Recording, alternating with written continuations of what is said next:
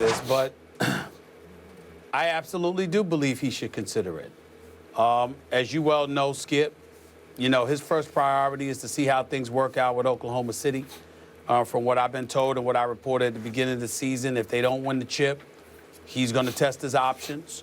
He probably will resign because that's where the most money lies for him. But at the same time, he could find himself in Los Angeles because he certainly understands that Russell Westbrook could elect to leave the season after that and go to Los Angeles himself because he started UCLA. He's from out there. Russell Westbrook loves it out there. Having said all of that, if you're Kevin Durant, Carmelo Anthony, and Kristaps Porzingis, I mean, I can't believe I'm saying this. I think Phil has done a damn good job. Wow. I'm looking at the Knicks. I watched that game last night.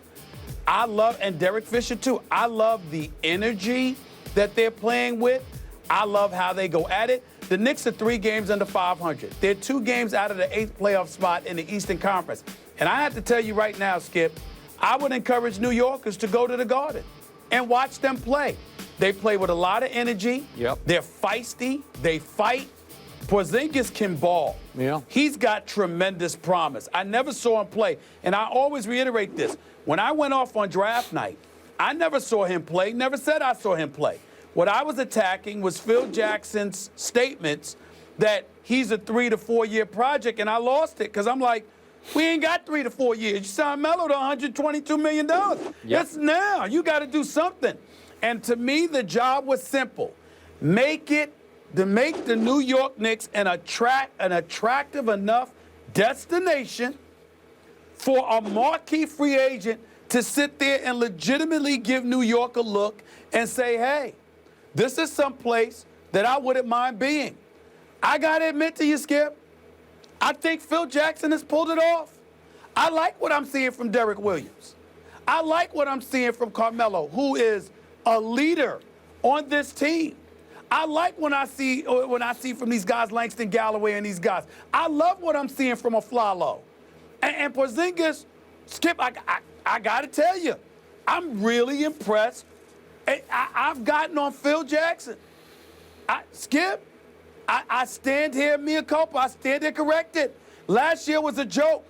I thought he hoodwinked New Yorkers. I ain't apologizing for a damn thing that I said last year because that's what they did to us.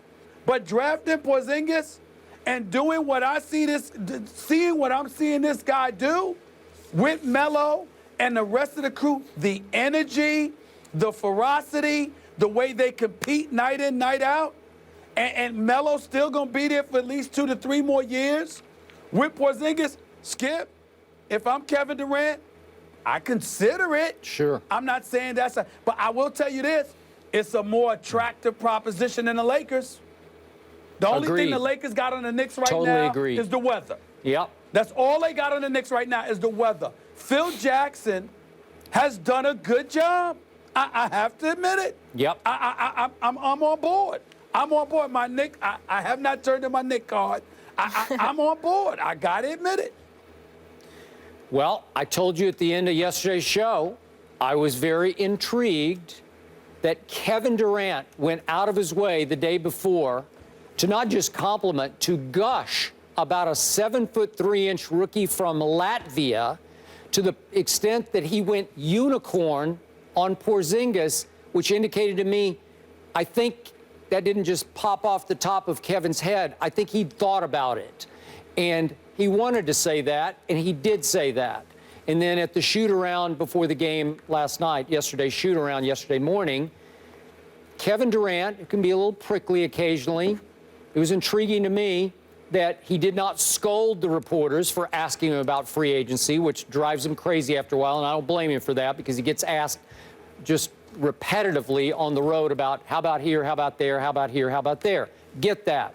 But Kevin was receptive to the questions, which indicated to me he would at least be receptive to considering playing in the Mecca that is New York City and that Madison Square Garden. And he lit up last night and lit up the Garden. It was 44-14, most anybody scored against the Knicks all year.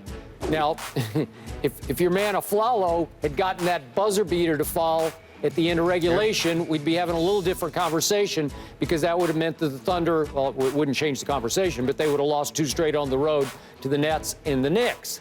But the point is, I'm going to stand by what I say. I just believe that Kevin will leave. I just believe it, and it has something to do with Russell Westbrook. They've never been a great clique. And I think both of them would like to see how they could do as solo acts elsewhere. And you could be right. Maybe it's Westbrook who winds up back in Los Angeles, where he obviously is from and went to college. And maybe it's Kevin. Maybe he would think, hey, Phil Jackson, Derek Fisher, Porzingis, Carmelo still, obviously, for another couple of years. Why not?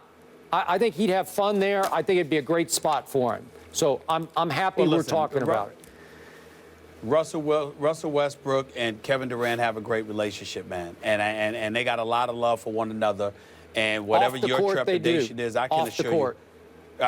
I'm saying whatever your trepidation, whatever your trepidation is, I don't believe they have it with one another. I do. I'm not knocking. I do.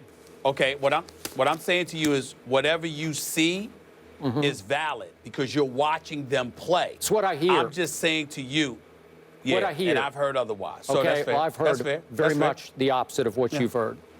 Well, you know a lot of people in Oklahoma City, I do. so I'm not gonna refute that. I'm not gonna challenge you on that. I'm not gonna challenge you on that. I can tell you that they both have said to me in the past, which once again just refutes everything Kevin Durant says, because I have spoken to Kevin Durant in the past about it. They've refuted all of that. I know they do.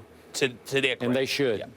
And one thing we all know for sure, KD likes New York. Kevin Durant's career average of 31.7 points per game at Madison Square Garden is as high in any NBA arena. That's the highest for any active player. Impressive. He shines in your I city. don't know if he'd like the taxes. Trust me on that. We know someone else who doesn't like those taxes. Would be a problem. Yes, we know someone else me. who's concerned about. You know when taxes are an issue? Yes. When you make a lot of money. Yeah, it becomes I'm glad a big you problem. think so.